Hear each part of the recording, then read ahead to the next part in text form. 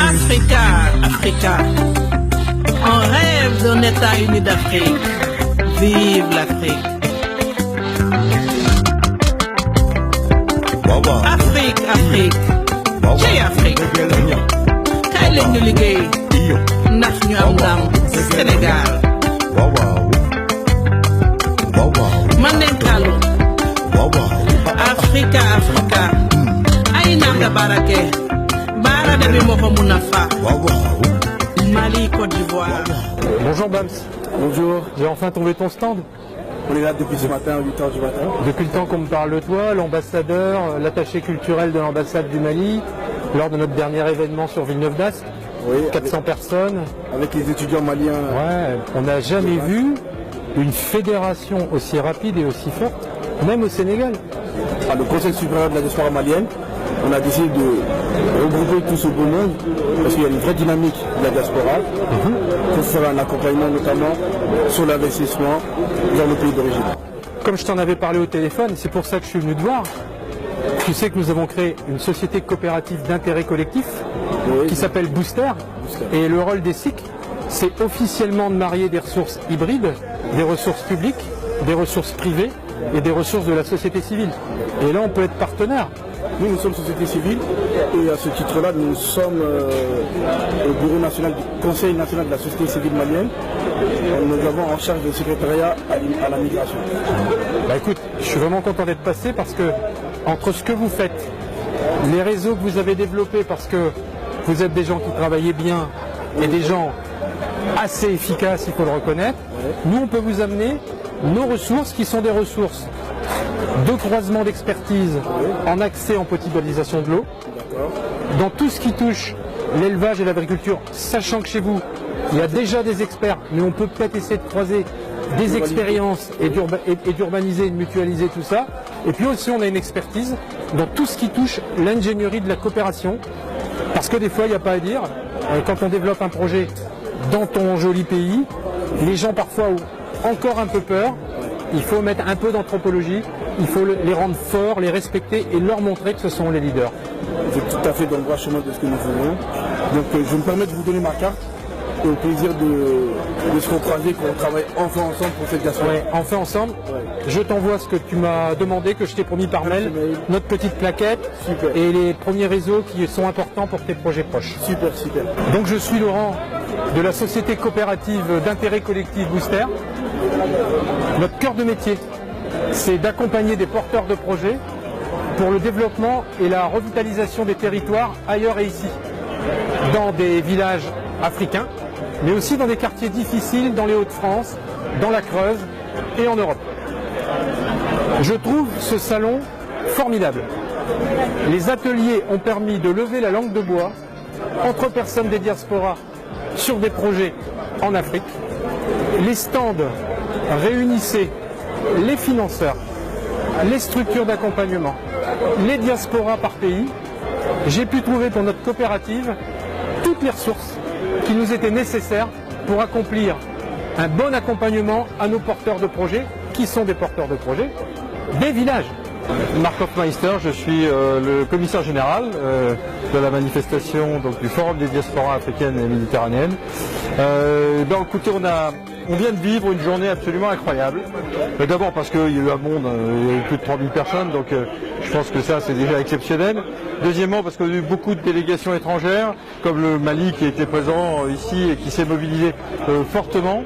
Le président Idara qui a parlé en conférence d'ouverture, c'était quand même quelque chose qui était un grand moment honnêtement avec le président du Haut Conseil sénégalais. Je pense qu'on a vécu aussi une journée de partage. Si on prenait la conclusion qu'on a entendue tout à l'heure, c'est en fait on est au début de quelque chose, on est au début d'un partage collectif, faire quelque chose ensemble. S'il y a deux mots un mot même pour résumer ce qu'on a fait aujourd'hui, c'est ensemble. Donc moi ce que j'espère, c'est qu'avec les diasporas françaises présentes ici, maliennes présentes ici, on essaye de construire quelque chose dans la durée, parce que en fait la manifestation n'est qu'à début. et qu'on va continuer à construire quelque chose ensemble. Peut-être au Bali à Bamako, si vous m'invitez à faire quelque chose, enfin en tout cas je l'espère, et peut-être aussi à l'occasion des rencontres africaines qui se passeront le 24 et le 25 septembre prochain. Bref, on a initié un mouvement, continuons à faire quelque chose ensemble. Bonsoir, je suis Madame Kane Fatou, en charge des relations Afrique pour le Forum de la diaspora. Donc on était très heureux d'avoir le CESDEM avec nous sur ce forum qui a réuni pas mal de pays africains. Et le plus grand stand, c'était avec Moucha Aidara et sa délégation qui nous ont fait l'honneur d'être tous, que ce soit l'ambassade, que ce soit les députés, tout le monde était là pour la diaspora malienne aujourd'hui à Paris. Alors le forum de la diaspora, c'est pour les Africains qui sont ici en France, d'origine malienne, d'origine sénégalaise, et qui aujourd'hui construisent beaucoup pour leur pays, qui font des projets, et nous avons souhaité les incorporer dans les projets qui se passent ici en France, avec nos institutions françaises qui étaient là pour cette journée qu'on voulait de partage entre Africains et Français.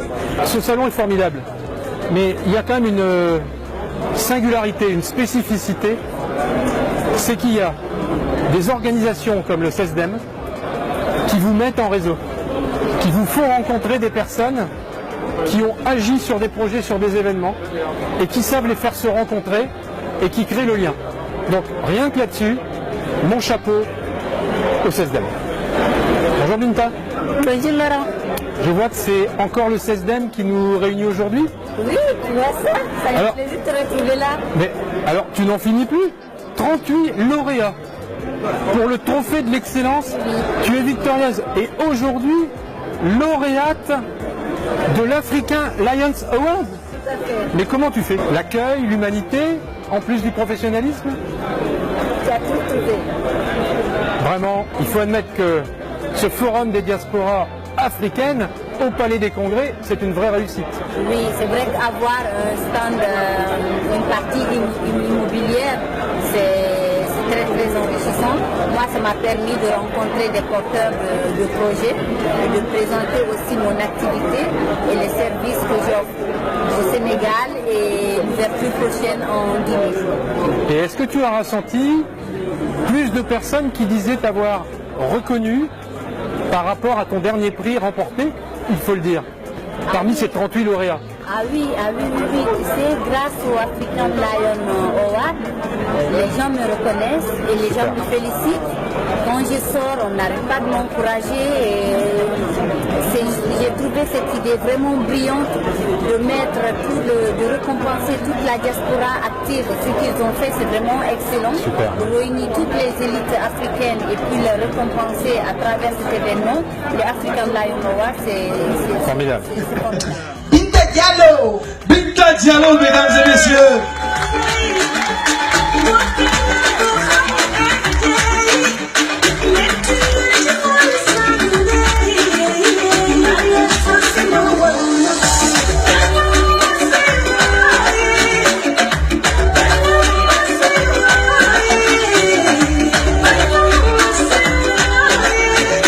Binta Diallo qui reçoit son trophée. Donc on peut encore dire merci au CESDEM en fait. On peut dire merci au CSDM. Merci au CESDEM. Je m'adresse à vous du Forum de la diaspora africaine au Palais des Congrès de Paris. L'objectif de ce forum, c'est de faire la diaspora africaine un vecteur de développement africain. Et tout le monde a apprécié les idées qui ont été avancées, les problématiques liées à la diaspora et à l'investissement. Et c'est une occasion de remercier tous ceux qui ont participé et aussi remercier les diasporas africains qui ont réussi et qui sont venus partager les réussites avec les autres. C'est un success story qu'il faut partager. Et à remercier également African Lion Award qui a fait le déplacement et qui contribue à œuvrer pour promouvoir et encourager tous les Africains qui ont réussi et montrer surtout des exemples qu'on peut faire mieux. Et on n'est pas là simplement pour être simplement des immigrés, mais nous contribuons également au développement et à l'économie de pays d'accueil. Les Africains sont 8 500 000 en Europe, dont 3 500 000 en France, et parmi lesquels la diaspora malienne est la troisième communauté. Nous sommes la diaspora la plus dynamique de l'Afrique. Nous apportons, rien que l'année dernière, 14,5% du PIB, 800 milliards CFA. Et sans le rapatriement de la diaspora malienne au Mali, le Mali n'aura pas pu obtenir une croissance soutenue de 5,1% et aussi une stabilité dans le Mali. Et nous voulons transformer ces apports à un cadre d'investissement et à travers nos agences qui est API, Agence de promotion d'investissement au Mali, en accompagnement avec le gouvernement et le CSDM, nous avons élaboré avec votre ministère et le programme de l'immigration malienne qu'on appelle la PONAM, l'une des meilleures au monde. Et nous sommes le deuxième pays en Afrique d'avoir élaboré un programme d'immigration nationale qui s'appelle la PONAM. La diaspora malienne est une diaspora qui peut contribuer aujourd'hui à changer complètement le Mali, à en faire le Mali un Mali émergent. Nous avons des exemples à suivre. C'est vrai, en termes de taille, ce n'est pas comparable, mais c'est toujours des exemples quand même à suivre. La Chine, il y a 30 ans, et l'Inde étaient des pays fortement agricoles. Au bout de 30 ans, ils sont devenus des géants industriels et ils sont arrivés à le faire en mettant leur diaspora à profit. Et le Mali ayant la diaspora la plus dynamique en Afrique, nous nous sommes dit ce genre de forum serait une occasion de discuter, de voir ensemble comment est-ce que la diaspora malienne pourrait contribuer d'une façon efficiente et efficace à faire du Mali un Mali émergent. Ensemble, dans un espace déterminé, sur une durée déterminée, en capacité de discuter au-delà des considérations partisanes sur ces questions, sur la place et le rôle de la diaspora dans le développement du Sénégal émergent, je crois que ce sera quelque chose de gagné. Parce que si on arrive à partager les mêmes paradigmes, les mêmes contenus, les mêmes réflexions, les mêmes opportunités, les mêmes potentialités, les mêmes rôles, à partir de ce moment, quelque chose sera considérable. Je crois qu'il y a au Sénégal un manque de connaissance de ce qu'est la diaspora, dans sa pluralité. Tout le monde parle de la diaspora, non, il y a des diasporas. En fonction du nombre de générations qui sont en France, il y a des diasporas sénégalaises. Celles des anciennes des années 70, 60, celles des années 70, celles des années 80, celles des années 90 et celles nées en France, qui n'ont pas les mêmes représentations des rapports avec les pays d'origine. Je voudrais lancer un appel solennel à toute la diaspora malienne à travers le monde. Le Mali a un atout que peu de pays ont dans le monde. Une diaspora qui est consciente de là où elle vient. Une diaspora qui se soucie de son pays. Une diaspora qui en fait de son pays un pays d'honneur. Donc cette diaspora mérite d'être accompagnée et surtout elle mérite d'être félicitée. Je vous félicite, j'en suis fier de faire partie de cette diaspora et le CSDM, le Conseil supérieur de la diaspora malienne, est créé pour servir la diaspora et non servir d'elle. Je suis également chargé de la migration et l'immigration sur la société civile malienne. Nous allons ensemble faire de Mali un Mali émergent. Comme le fait le Maroc par exemple. Pourquoi le Maroc aujourd'hui, 7% des investissements au Maroc sont générés par les enfants nés des familles marocaines en France, des deuxième et troisième générations. Ils envoient au Maroc 7% des moyens d'investissement. Au nom de quoi ces enfants sénégalais qui sont ici, qui s'intéressent au Sénégal, qui veulent le Sénégal, qui aiment leur pays, qui veulent être solidaires de leur pays tout en vivant en France, ne peuvent-ils pas constituer ce que la diaspora juive est pour l'État d'Israël? Une source de financement, une source de lobbying à l'international pour que cette diaspora soit en capacité d'assurer au Sénégal des relations d'importance stratégique, mais aussi de contribuer de manière durable au développement solidaire et durable de notre pays. Je crois qu'aujourd'hui, les conditions par lesquelles et le contexte dans lequel nous sommes, jamais dans l'histoire du Sénégal, la diaspora n'a été impliquée dans la gestion des institutions de la République. Au cours de mon intervention, j'ai eu à préciser l'Europe est confrontée à des difficultés énormes par rapport aux vagues d'immigration qui arrivent sur leurs côtes. L'Afrique ne pourrait pas se développer ils ne pourront pas réduire les canaux d'immigration tant que l'Afrique n'est pas électrifiée. On a 15 députés du Sénégal à l'extérieur. On a un haut conseil des collectivités territoriales. On a plusieurs conseillers au sein du conseil économique et social. On a plusieurs directeurs de services des PCA qui émanent de la diaspora. On a des consuls généraux, des ambassadeurs qui émanent de la diaspora. On a des ministres qui émanent de la diaspora. Mais qu'est-ce que la diaspora veut? Reste à ce que ces gens de la diaspora, qui ont été nommés par le président de la République, c'est à eux de connaître leur mission, qu'ils sachent d'où ils viennent. Le Sénégal a été une chance pour eux. Il faudrait qu'ils travaillent à ce que le Sénégal soit la chance pour les autres, notamment les enfants nés des familles migrantes au Sénégal. Parce que beaucoup d'enfants sont nés ici, dont la France n'a pas été la solution. Mais le Sénégal peut être une solution pour ces enfants. Ces enfants sont des Sénégalais. Il faut qu'ils soient intégrés dans la réflexion de l'État du Sénégal, au même titre que l'État du Sénégal réfléchit sur les questions de l'enfance et de la jeunesse au Sénégal. Ce n'est pas parce que ces enfants sont en France, sont aux États-Unis, sont au Canada ou ailleurs en Afrique, parce qu'ils sont à l'extérieur du pays, on s'occupe d'abord de ceux qui sont là, non?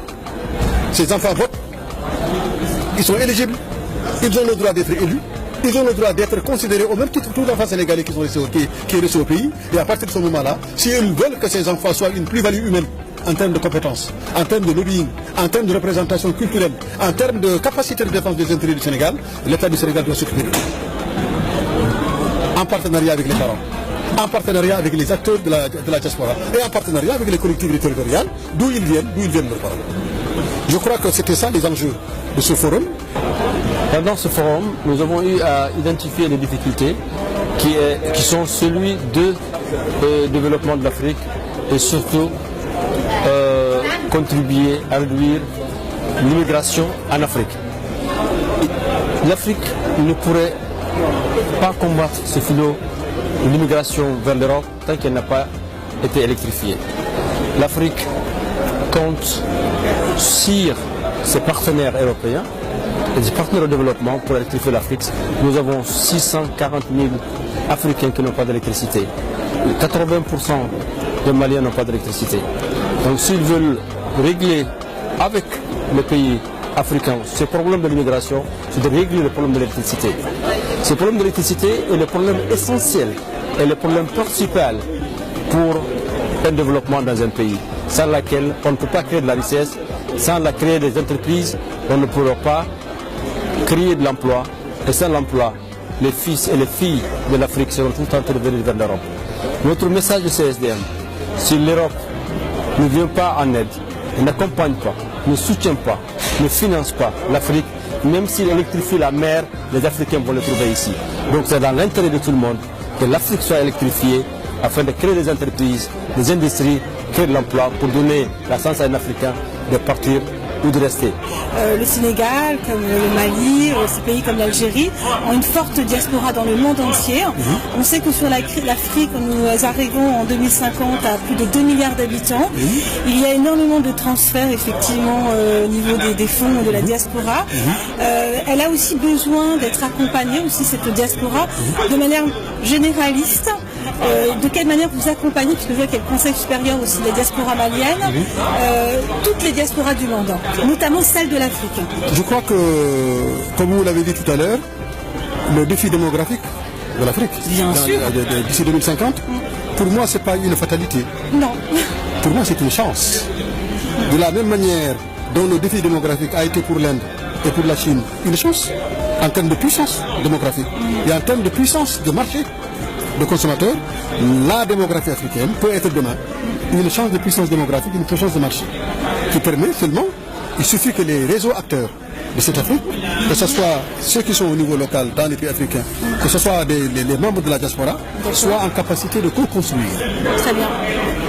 S'ils arrivent à co-construire, à substituer la diaspora à l'aide au développement, qui est souvent une aide liée, mais que la diaspora se substituant permettra aux pays africains d'être autonomes en termes de souveraineté, d'assurer des capacités de prise de décision qui ne sont pas sujetties à des critères qui sont autres que les intérêts de l'Afrique essentiellement. La diaspora peut aider à ça. Très bien. Elle peut aider à formuler, à rendre autonomes les capacités de décision de nos chefs d'État, parce que les ressources dont ces gens ont besoin pour aller les chercher auprès des pays occidentaux, on peut les trouver à travers la diaspora, même si on ne les trouve pas à 150 à 100%, au moins à 50% on peut. Il n'est pas concevable que l'Union européenne a 3 milliards de fonds, 3,3 de fonds de sécurité. Cet argent est utilisé pour rapatrier les Africains, pour les garder dans des camps, pour externaliser le Frontex, le Force de l'Europe en Afrique. Cela est il défend une bonne cause par une mauvaise approche, parce que l'impact ne sera pas réduit. Même ce soir, on vient d'apprendre qu'il y a un bateau qui a séviré avec des Africains et des enfants qui sont morts dans la Méditerranée. Donc nous demandons à ce que tout le monde se mette ensemble, toute la diaspora africaine, de venir dans leurs pays respectifs, contribuer à régler le problème de l'électricité. Je vous remercie. Les Africains savent discuter avec le diaspora pour pouvoir régler ces problèmes de dépendance économique et financière, la souveraineté africaine, l'intelligence africaine, l'ingénierie africaine, les moyens africains seront beaucoup plus aux Africains. Et à ce moment-là, l'Afrique sera un essor de grandes nations au même titre que les autres continents. Donc là, vous êtes en train de parler d'intelligence collective pour l'Afrique. Absolument. C'est une intelligence collective. On est vraiment dans une économie collaborative et solidaire. Absolument. Dans ces diasporas. Voilà, mais qui ne peut pas se faire sans la diaspora. Que Dieu bénisse le Mali et la diaspora malienne.